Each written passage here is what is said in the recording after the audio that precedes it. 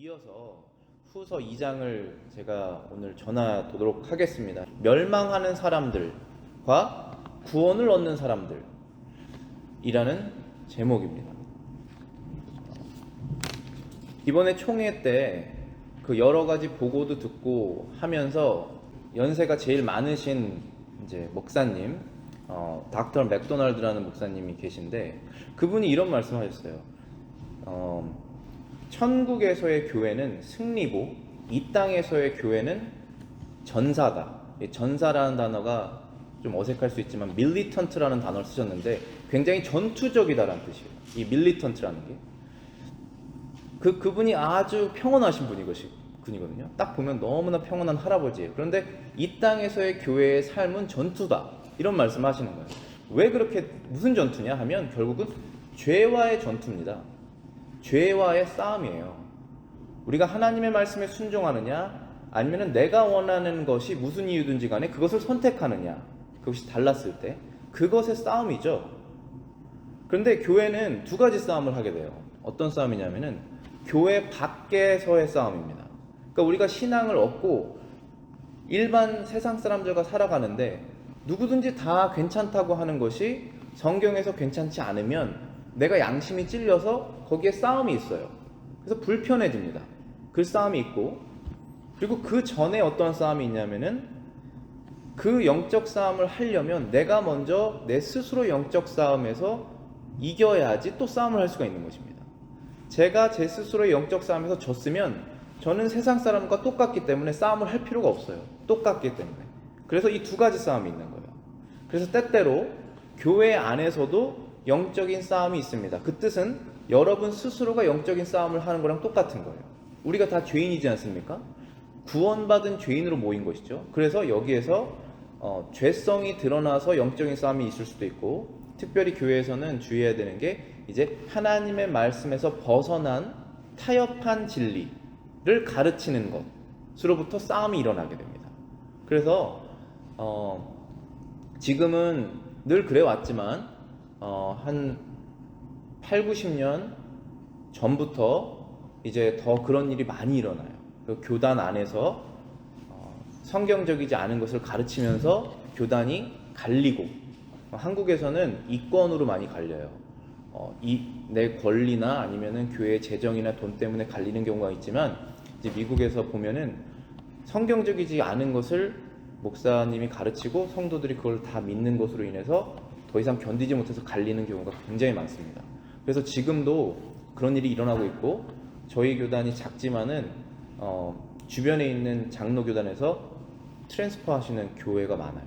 왜냐하면 더 이상 같이 복음을 전할 수 없다, 이렇게 하면서 넘어오는 경우가 많습니다.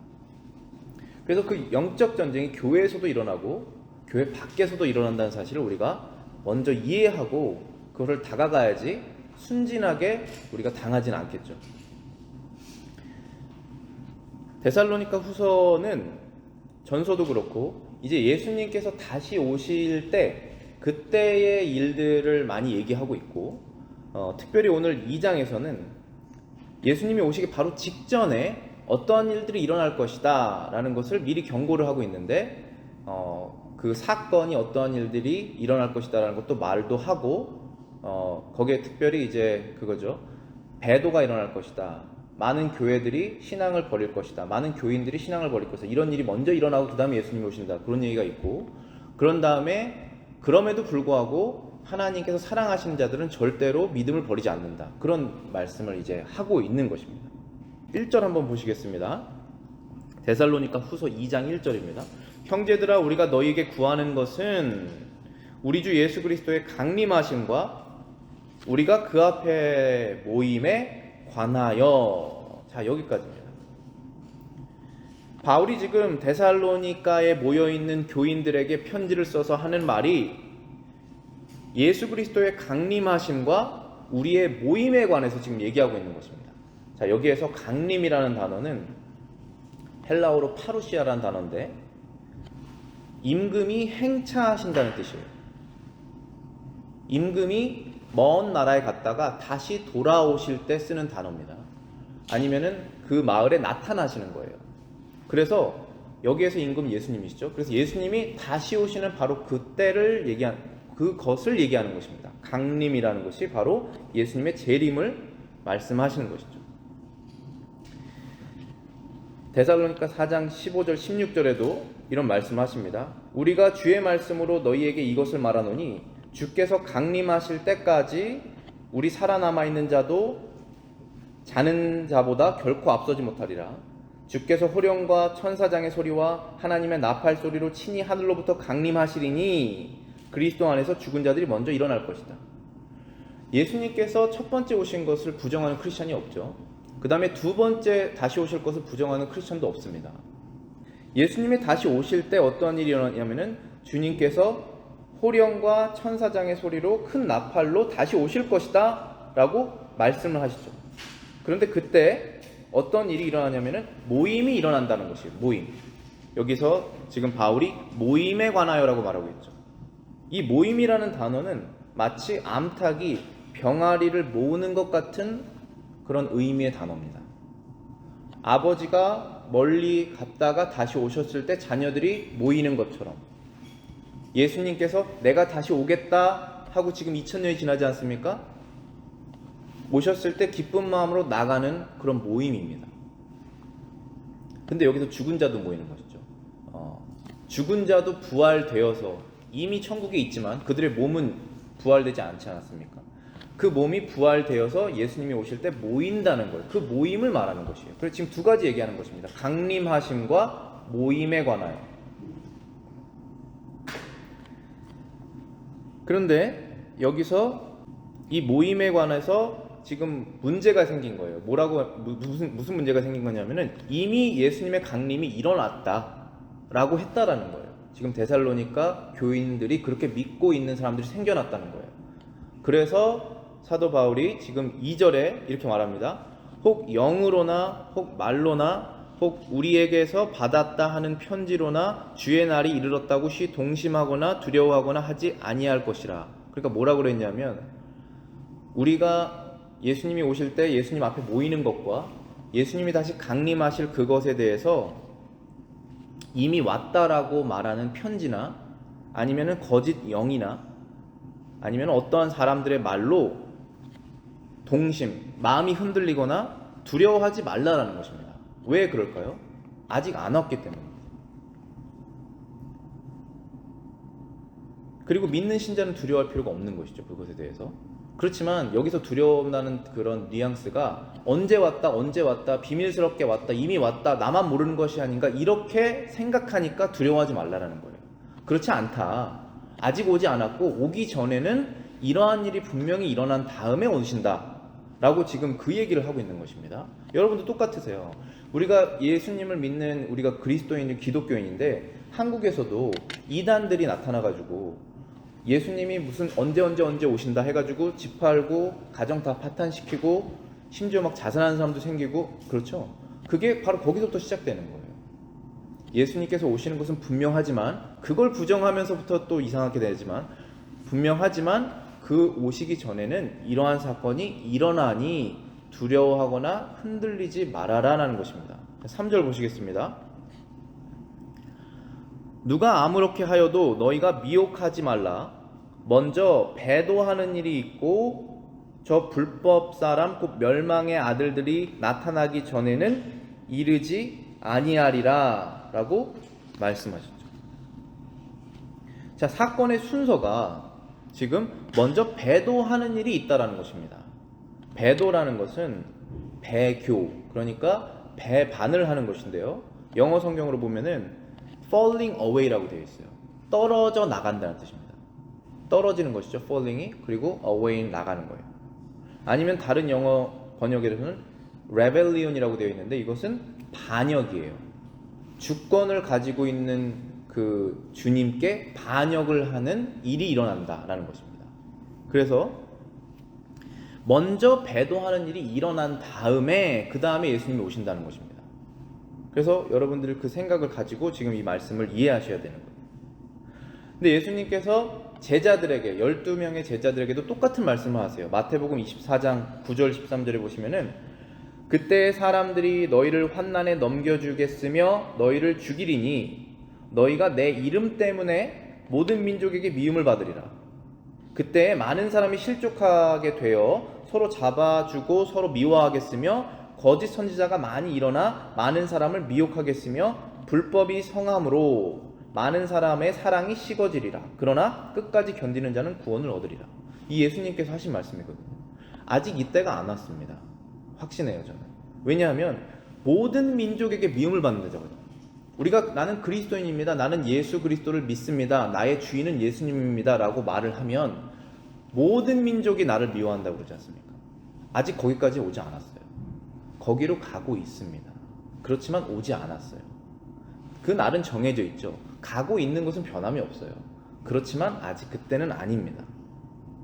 그때가 되면 예수님의 이름 때문에 모든 민족에게 미움을 받고 많은 사람이 실족, 자 여기 똑같은 단어예요. 실족이 미끄러져서 떨어져 나간다는 뜻이죠. 실족하게 돼서 서로를 잡아주고 미워하겠다. 자 여기 이게 서로를 잡아준다는 것이 교회 안에서 일어나는 일들이에요. 지금 서로를 미워하며 당신이 믿는 것이 거짓이다, 내가 믿는 것이 진짜다라고 속은 사람들이 진짜를 믿는 사람들을 미워하기 시작한다는 것입니다. 근데 그때 거짓 선지자가 많이 일어나서 많은 사람들을 미혹, 속이고 그 다음에 여기 있는 단어가 나오죠. 불법이 성행하게 된다. 자, 이 불법이라는 단어가 이제 데살로니가 후서 오늘 본문에서 굉장히 많이 나옵니다. 다시 4절 말씀 보시겠습니다. 저는 대적하는 자라. 3절부터 다시 보시겠습니다. 누가 아무렇게 하여도 너희가 미혹하지 말라. 먼저 배도하는 일이 있고 저 불법의 사람 곧 멸망의 아들이 나타나기 전에는 이르지 아니하리라. 뭐가 이르지 않았습니까? 예수님의 강림과 우리가 부활해서 주님 앞에 모이는 그 모임이 이루지 않는다는 것입니다.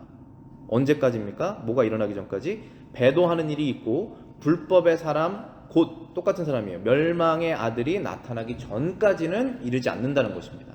이 사람이 누군지 몰라요 지금. 그래서 이것이 하나의 큰 전 세계적인 제도다라고 보는 학자들도 있고 아니면 진짜 어떤 한 특정의 사람, 개인이다. 그렇지만 그 개인을 뒷받치는 전 세계적인 힘이 있다. 이렇게 보는 견해도 있어요. 어쨌든 여기서는 사람이라고 말했으니까 그리고 사람이 여러 명이 아니라 지금 딱 한 명입니다. 그 사람이 나오기 전까지는 이르지 않는데 그 사람을 성경에서 뭐라고 표현하냐면은 불법의 사람이라고 말하죠. 그러니까 불법을 온 세상에 법으로 만들어내는 사람일 것입니다. 그때에 우리의 양심이 걸리는 거죠. 그리스도인의 양심이. 그거는 성경에서 하나님이 싫어하는 것인데 나라에서는 합법을 만들어 버렸으면 이제 우리는 이제 외톨이가 되는 거예요. 그렇게 갈 수밖에 없습니다. 이 문맥을 해석하면. 그래서 모든 민족에게 미움을 받게 되고 너무 미움을 받고 힘드니까 안에서 이제 타협이 일어나겠죠. 컴프로마이즈가 일어나는 것입니다. 그래서 타협하지 않는 사람이 더 구속으로 몰리게 되는 쪽으로 가게 될 것 같습니다. 그래서 지금 그런 일이 불법의 사람으로부터 나고 그 다음에 예수님이 오신다는 것이죠. 4절 보시겠습니다. 저는 대적하는 자라. 즉 불법의 사람에 대해 설명하고 있습니다. 범사에 일컫는 하나님이나 숭배함을 받는 자 위에 뛰어나 자존하여 하나님 성전에 앉아 자기를 보여 하나님이라 하느니라. 이 사람의 아니면 이 제도의 이 국가의 특징이 무엇이냐면 자신을 하나님이라고 한다는 것입니다. 지금 상상이 안 돼요. 어떠한 사람이 나타나서 내가 신이다라고 하면 믿을 사람이 있을까요? 지금은 무신론적인 세대입니다. 지금은 신이 없다라고 믿는 세대예요. 그런데 후회가 가면 신이 없다라고 말하는 사람이 점점 줄어들 것이고 미혹돼서 거짓 신을 하나님이라고 믿는 사람들이 많이 생겨나게 될 것입니다. 시대가 다 똑같지 않아요. 시대마다 사단이 사용하는 방법이 다 다릅니다. 지금은 무신론적인 방법을 사용합니다. 영적인 것이 존재하지 않는다라고 사람들에게 주입하는 것이 지금의 현재의 사단이 쓰는 방법이에요. 그래서 영적인 것이 존재하지 않다라는 거예요. 그러나 마지막에 되면 이러한 일이 일어나게 된다는 것입니다. 그 불법의 사람이 모든 종교 위에 있게 된다는 것이죠. 자, 여기서 우리가 두 가지 사실을 이 4절을 통해서 발견할 수가 있는데요. 이 불법의 사람이 범사에 일컫는 하나님이나 숭배함을 받는 자 위에 뛰어나게 되고, 그 다음에 하나님의 성전에 앉아 자기를 하나님이라 할 것이다. 이 두 가지를 얘기한 건데요. 이것은 무슨 뜻이냐면, 세상에 종교가 많죠. 다 사람이 만들어낸 거예요. 하나님 한 분만 계시고 나머지는 다 사람이 만든 신이잖아요. 그렇죠? 이 세상을 만드신 하나님이 계시지 않습니까? 그 하나님이 나를 믿어라 하고 알려주신 것이 성경이에요. 이 세상을 만든 신은 둘이 될 수가 없어요. 그런데 그 하나님 말고 이 세상에 하나님을 만들어내는 신이 많죠. 그게 다 종교지 않습니까? 그 종교들을 여러 개가 있는데 그 위에 쓴다는 것입니다. 이 사람이. 그게 무슨 종교든지 간에. 그리고 심지어 이 세상을 만든 하나님 위에까지 쓰려고 한다는 것입니다. 그래서 내가 모든 종교를 통합한 진짜 신이다라고 말하는 사람이 나온다는 것입니다. 그래서 우리 기독교에서, 특히 개혁주의 교회에서 정말로 주의를 하고 있는 것이 뭐냐면은 종교 통합이에요. 절대로 종교는 통합이 될 수가 없어요. 사랑으로 통합될 수 없습니다. 뮤직, 음악으로 통합될 수 없어요. 절대로 그렇게 될 수가 없어요. 기독교는 마지막에 따로 외톨이가 될 거예요. 그것이 늘 그래왔고 예수님이 십자가에서 죽으신 바로 그것이 그대로 끝까지 이어집니다. 그렇기 때문에 종교 통합이 될 수가 없습니다. 카톨릭과 통합될 수 없고 힌두와 이슬람과 우리가 똑같이 이웃 간의 사랑을 하면 통합될 수 있다. 그렇게 될 수가 없어요. 왜냐하면 다른 것을 말하고 있기 때문에. 다른 것을 말해요. 여러분의 죄가 예수님께서 십자가에서 다 씻어주셨다는 그 복음은 이 성경에서밖에 말하고 있지 않거든요. 다른 데서 말하지 않아요. 그것이 합쳐질 수가 없어요. 그런데 마지막에는 무슨 이유 어떻게 되든지 간에 합친다는 것입니다. 그 위에 이 불법의 사람이 쓰게 될 것이다. 그 다음에 예수님이 오신다. 그러니 그때까지는 안 오신 것이니까 두려워하지 말라. 그 말씀 하시는 거예요. 잘 기억하셔야 돼요, 여러분. 이때 우리 인생 때 오실지 우리 다음 세대에 올지 모르지만 우리는 이때 오시면 우리가 잘 준비를 해야 되고 다음 세대에 오면 자녀들에게 알려줘야 돼요. 네, 그 다음에 5절 보시겠습니다. 내가 너희와 함께 있을 때에 이 일을 너희에게 말하는 것을 기억하지 못하느냐라고 그랬죠. 바울이 데살로니가에서 머물면서 그 믿는 신자들에게 이 일을 지금 데살로니가 후서에서 말하고 있는 이 내용을 말해줬다라는 것입니다. 그러니까 그것을 그들은 어떻게 해야 되냐면 기억해야 된다는 것이에요. 듣고 그런가 보다 하고 지나가지 말고 그것을 기억해내라라는 것입니다. 들은 말을 기억하지 못하느냐라는 뜻은 알고 있지 않느냐라고 말하는 것이죠. 그 다음에 7절에 보시면은 불법의 비밀이 이미 활동하였으나 지금 막는 자가 있어 그 중에서 옮길 때까지 하리라. 자, 불법의 사람은 아직 오지 않았지만 불법의 비밀이라는 게 이미 지금도 활동하고 있다라는 것입니다.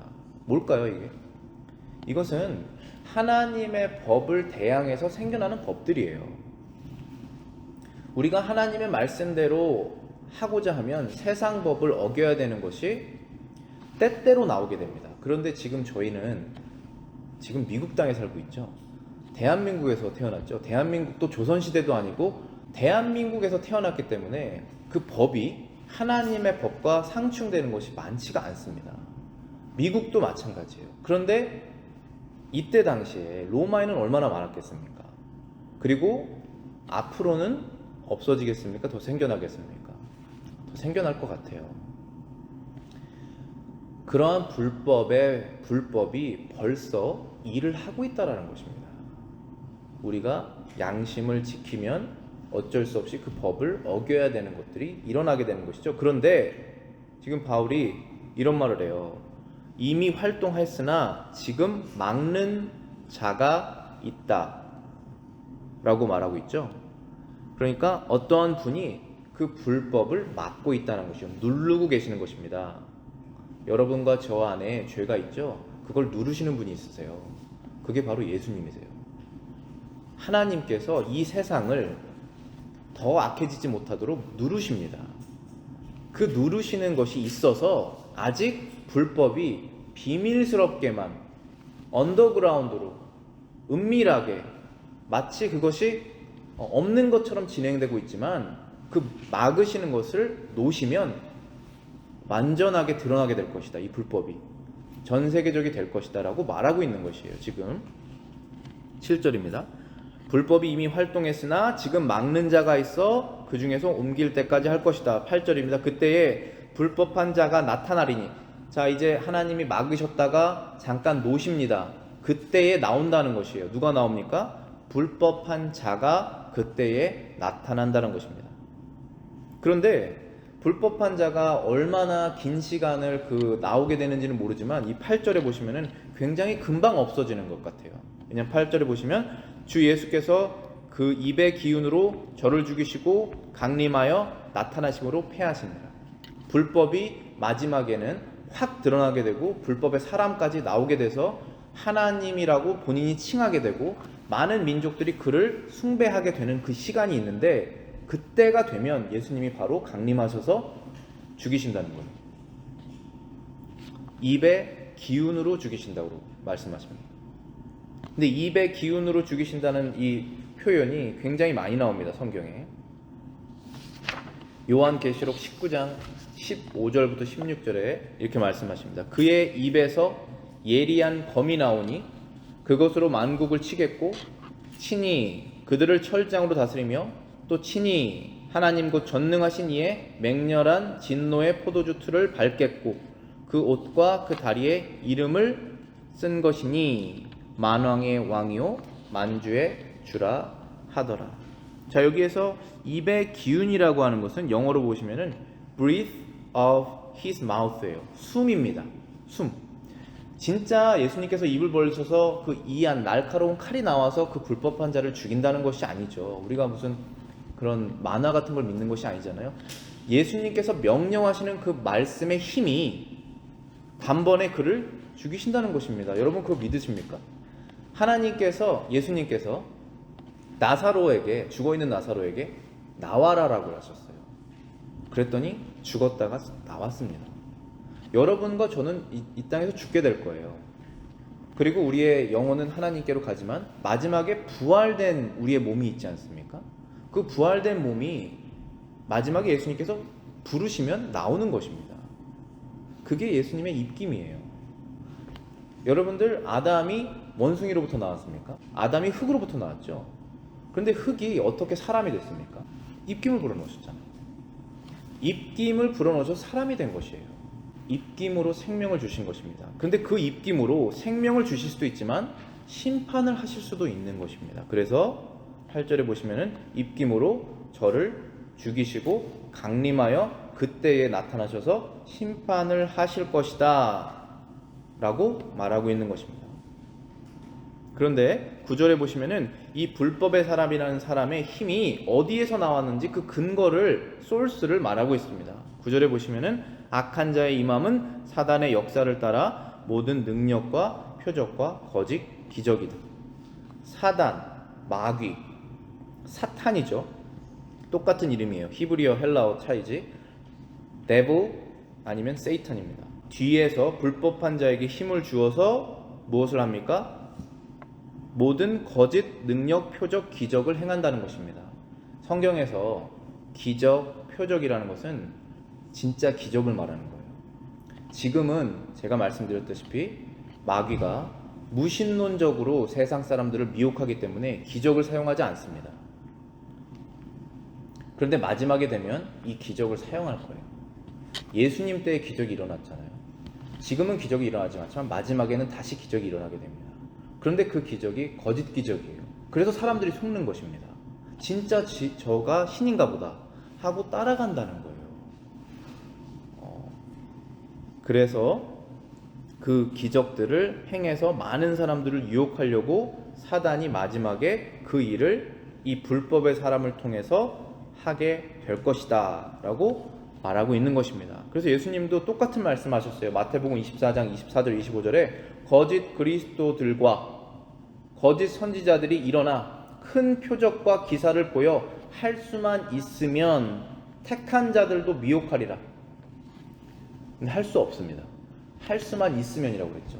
마치 할 수 있는 것처럼 하나님께 택함받은 신자들도 그 믿음에서 끌어내려고 falling away 시키려고 뭐를 사용합니까? 여기서 뭐를 사용한다고 그랬어요? 기적을 사용한다고 그러지 않습니까? 그때는 그러한 일을 사용한다는 것입니다. 그리고 예수님께서 그 다음 절에 말씀하시기를 내가 너희에게 미리 말하였노라. 자, 이런 말씀이 우리가 중요한 말씀이에요. 기억하라는 것입니다. 사도 바울도 똑같이 말하잖아요. 내가 이 말을 너희들에게 하지 않았느냐. 저도 지금 여러분들에게 드리고 있는 거예요. 그 일이 일어났을 때 여러분들이 기억하셔야 돼요. 왜냐하면 판단을 하셔야 되기 때문에 들은 말씀, 성경에 있는 말씀으로 마음을 꽉 믿음을 붙잡으셔야 미혹되지 않습니다. 자, 그러면은 그때 미혹되는 사람들이 있는가? 굉장히 많이 나오게 되죠. 10절부터 12절 보시겠습니다. 불의의 모든 속임으로 멸망하는 자들에게 이 말이니 이는 저희가 진리의 사랑을 받지 아니하여 구원함을 얻지 못하니라. 불의의 모든 속임으로 누구에게 임합니까? 멸망하는 자들. 그러니까 이 악한 속임이 멸망하는 사람들에게 임한다는 것입니다. 그런데 왜냐하면이라는 단어가 있어요. 여기 우리말 성경에서는 이는이라고 나와 있는데 이게 영어로는 because예요. 왜냐하면 저희가 진리의 사랑을 받지 아니하여 구원함을 얻지 못함이라 라고 되어 있습니다. 여기 10절 보시면은 because they refused to love the truth 라고 되어 있죠. 자, 여기에서 진리의 사랑이라는 단어가 아주 중요해요. 여러분 한번 생각을 해보세요. 진리의 사랑이라고 그러면은 진리가 사랑하는 것을 말하는지 아니면 내가 진리를 사랑하는 것을 말하는지 두 가지 의미가 있어요. 그러니까 만약에 이 진리가 예수님이면 예수님의 사랑을 받지 못해서 구원받지 못한 것이다. 그래서 속는다 라고 해석할 수가 있고, 아니면 그 사람이 진리를 사랑하지 않았기 때문에 속은 것이다 라고 말할 수 있죠.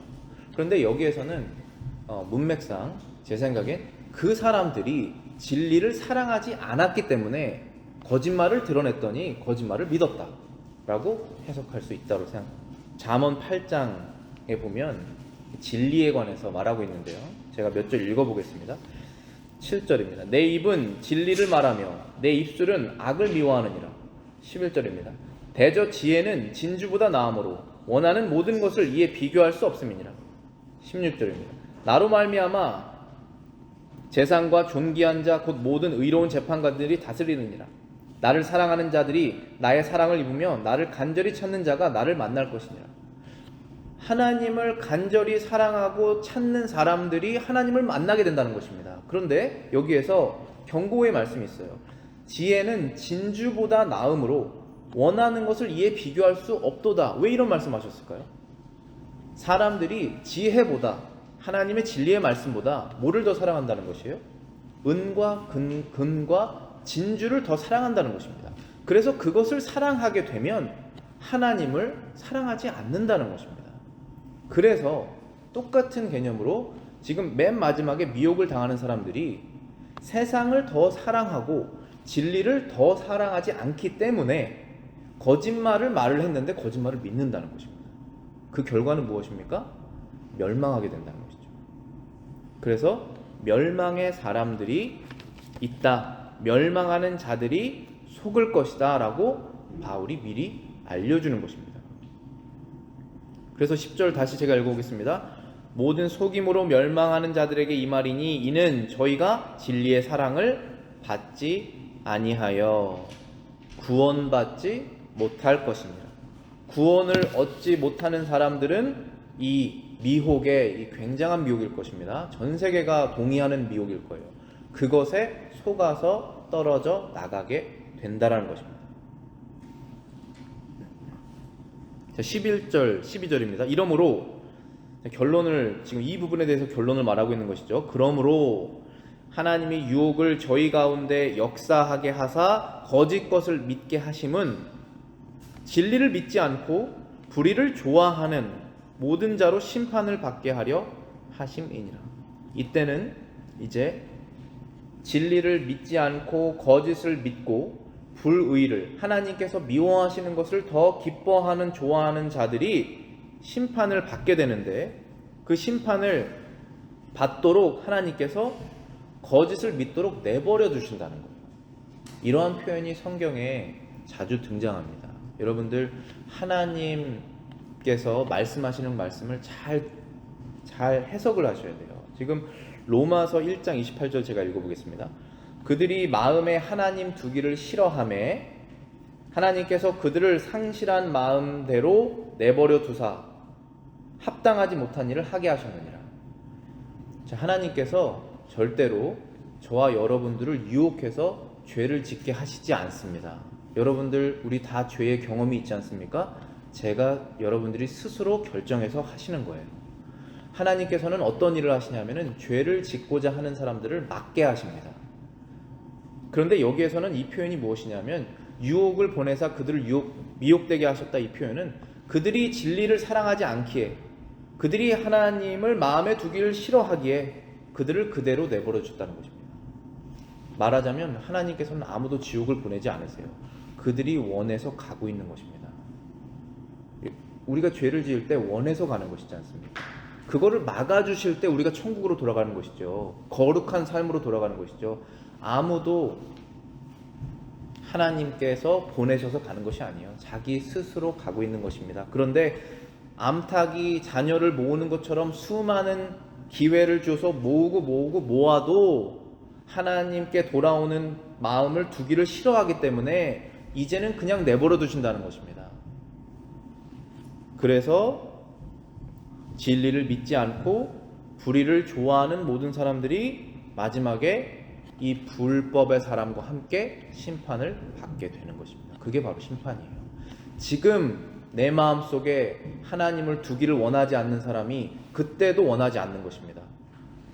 지금 하나님의 것을 먼저 드리기를 원하지 않으면 그때도 원하지 않는 거예요. 하나님이 바꾸시지 않는 이상 그대로 가는 것입니다. 근데 우리는 변화시켜 주셨죠. 저와 여러분들은 바뀐 사람이에요. 원래는 이들과 똑같습니다. 불의를 좋아하고 하나님 두기를, 진리를 재물보다 덜 귀하게 여기는 사람들입니다. 그런데 그것이 바뀌는 것입니다. 더 귀한 거 무엇인지 알았기 때문에. 그래서 예수님께서 똑같은 말씀하세요. 요한복음 3장 18절 19절에 그를 믿는 자는 심판을 받지 않는 것이요. 원래 우리 다 심판을 받아야 되는 사람이에요. 그런데 예수 그리스도를 믿는 사람들은 심판을 받지 않는 것이다. 그러나 믿지 않는 자는 하나님의 독생자의 이름을 믿지 않았기 때문에 벌써 심판을 받았느니라. 여기 벌써라는 단어가 나와 있죠. 이미 심판을 받아 있는 상태입니다. 그대로 심판받은 상태로 마지막 심판 때까지 가는 거예요. 왜 끝까지 갑니까? 하나님의 독생자의 이름, 예수 그리스도 이름을 믿지 않았기 때문에 변화되는 과정이 없는 거예요. 그대로 가는 것입니다. 그래서 다음 절에 예수님께서 말씀하시기를 그 사람들의 정죄는 이것이니 곧 빛이 세상에 왔으되 사람들이 자기 행위가 악함으로 빛보다 어두움을 더 사랑한 것이다. 여기서 사랑이라는 단어가 나오죠. 예수 그리스도의 거룩한 말씀을 사랑하는 그러한 사람들은 죄를 지었을 때 양심에 찔려서 다시 거룩한 곳으로 가게 되는 것입니다. 하나님보다 귀하게 여기는 것이 내가 무엇인지 마음으로 깨닫게 되었을 때 그것을 우선순위를 바꾸는 것이에요. 그것이 그리스도인들이 하는 매일매일의 삶이에요. 그런데 그것이 없는 사람들은 그리스도의 이름을 믿지 않았기 때문에 빛을 싫어하고 자신의 악한 행위, 그것을 계속 이어나가기 위해 어디로 안 갑니까? 예수님께로 안 오는 거예요. 예수님께서 이 말씀을 하셨습니다. 자, 그럼 우리는 어떻게 되나? 우리는 그리스도인들이지 않습니까? 우리는 13절에 보시면은 여기 큰 대조점이 나옵니다. 13절에 보시면은 주의 사랑하시는 형제들, 여기서 이제 멸망받지 않고 구원받는 사람들에 대해서 바울이 말하고 있는데요. 우리말 성경에는 나와 있지 않지만 영어 성경과 헬라어 성경에는 but, 그러나 라고 하고 큰 대조점이 있어요. 멸망하는 사람들은 진리를 사랑하지 않아서 다 속지만 그러나 하고 이제 믿는 신자들에서 얘기하고 있는 것입니다. 13절부터 보시겠습니다. 주의 사랑하는 형제들아, 우리가 항상 너희를 위하여 마땅히 하나님께 감사할 것은 하나님이 처음부터 너희를 택하사 성령의 거룩하게 하심과 진리를 믿음으로 구원을 얻게 하심이다 라고 되어 있습니다. 저와 여러분들이 구원을 받은 이유는 우리가 택함을 받아서 그런 것입니다. 성경에서 이 구원받은 것이 마치 입양이라는 단어, 입양과 같다, 어답션이라고 합니다. 아이가 부모를 선택하지 않죠. 부모가 아이를 선택합니다. 그런 것처럼 저와 여러분들이 하나님을 선택했다고 생각해 보십시오. 우리의 선택의 믿음의 실력이 얼마나 낮습니까? 얼마나 자주 하나님을 버릴 수 있겠어요. 그런데 하나님께서 선택하셨기 때문에 버리시지 않는다는 것입니다. 끝까지 구원해 내신다는 거예요. 지금 여기에 하나님께서 너희를 택하셨기 때문에 내가 감사하다라고 말하는 것입니다. 지금 바울이 주의 사랑하는 형제들아, 너희는 택함을 받았다. 그래서 하나님께서 너희들에게 구원을 얻게 하셨다라고 했는데, 지금 구원의 방법이 지금 두 가지가 나와 있습니다. 성령의 거룩하게 하심과 진리를 믿음으로 구원을 얻게 하셨다라고 말하고 있죠. 진리를, 그 전 사람들은 어떻게 했습니까? 진리를 사랑하지 않았죠. 그래서 마음에 두기를 원하지 않습니다. 그런데 믿는 사람들은 이제 진리를 마음에 믿어서 사랑하게 된 것이죠. 그래서 구원을 얻게 된 것입니다. 그 차이예요. 그런 다음에 어떤 일이 일어나냐면은 성령께서 거룩하게 하신다는 것입니다. 자, 저와 여러분들이 이 거룩이라는 단어가 멀리 있지 않아요. 거룩이라는 단어는 하나님께서 원하시는 것을 선택하는 거예요. 죄로부터 우리를 분리하는 것입니다. 하나님께서 거룩하시니 우리도 거룩해야 되는구나 하고 그 거룩의 싸움을 하는 것입니다. 근데 성령님께서 그걸 하신다는 거예요. 그게 구원받은 사람의 특징이라는 것입니다. 진리를 사랑하고 거룩을 사랑한다는 거예요. 그래서 이 마지막에는 분명히 이 하나님의 말씀을 미워하는 사람들이 생겨나고 거룩한 삶을 좋아하지 않는 사람들이 생겨나서 미혹을 당하게 됐다는 것입니다. 그러나 믿는 사람들은 그 두 가지를 지킨다는 것이죠. 진리의 사랑과 자신의 삶의 거룩을 끝까지 지켜나간다는 것입니다. 14절입니다. 이를 위하여 우리 복음으로 너희를 부르사 우리 주 예수 그리스도의 영광을 얻게 하려 하심이니라. 무엇으로 믿는 사람들을 불렀습니까? 복음으로 부르는 것이에요. 예수 그리스도의 복음으로 사람을 불려내게 됩니다. 예수 그리스도를 예배하고 싶은 사람 오십시오라고 부르는 거예요. 이게 성경에서 말하는 콜링이에요. 맨 처음에 예배할 때, 예배 시작할 때 call to worship이라고, 하나님의 말씀 제가 이르죠. 다 오셔서 예배합시다. 부르는 거예요. 그것에 응답하는 것입니다. 불러서 우리를 예수님의 영광에 이르게 하신다는 것입니다. 예수님이 지금 십자가에 못 박혀 달려서 있는 상태로 계십니까? 그렇지 않으시죠. 거기에 안 계세요. 예수님은 만왕의 왕, 만주의 주로 세상을 다스리시는 하나님의 아들로 앉아 계시죠. 우리가 못 볼 뿐이죠. 그것이 예수님의 다스리심이 완전히 드러나진 않았죠. 그러나 앉아 계시는 것은 분명하잖아요. 그 영광에 우리가 참여하게 된다. 동참하게 된다. 같이 누리게 된다. 그것을 위해서 불렀다는 것입니다. 원래는 못 누려요. 원래는 우리는 죄를 짓다가 세상을 더 사랑하다가 심판을 받고 하나님의 영광에 이르지 못하는 사람들이에요. 그런데 우리가 복음을 믿어서 이제는 그 영광에 참여하게 되도록 부르셨다는 것입니다. 그 영광은 부활과 그리고 하나님의 나라에 입성하는 거예요. 하나님의 나라의 시리즌으로, 시민으로 들어가는 것을 말합니다. 그것을 위해 부르셨습니다. 그래서 15절에 보시면은 이 부분의 지금 결론을 말하고 있습니다. 바울이 그러므로 형제들아 굳게 서서 말로나 우리 편지로 가르침을 받은 유전을 지키라. 우리가 지금 할 일이에요, 이게. 그렇기 때문에 우리가 끝까지 보호받고 영광을 얻을 것이기 때문에 지금 여러 가지 유혹이 있고 믿음을 지키는 것이 쉽지 않아도 그래도 이 성경 말씀 말로나 편지로, 이게 편지지 않습니까? 지금 이 데살로니가 후서가 편지잖아요. 바울이 쓴 그 편지나 바울이 직접 했던 그 말씀을, 성경 말씀을 지켜서 끝까지 믿어내라, 믿음으로 살아라 라고 말하고 있는 것입니다. 그 다음에 16절에 보면은 우리 주 예수 그리스도와 우리를 사랑하시고 영원한 위로와 좋은 소망을 은혜로 주신 하나님 너희 아버지께서 너희 마음을 위로하시고 모든 선한 일과 말에 굳게 하시기를 원하노라. 자, 우리가 하나님의 말이 아니라 선한 일과 선한 말이죠.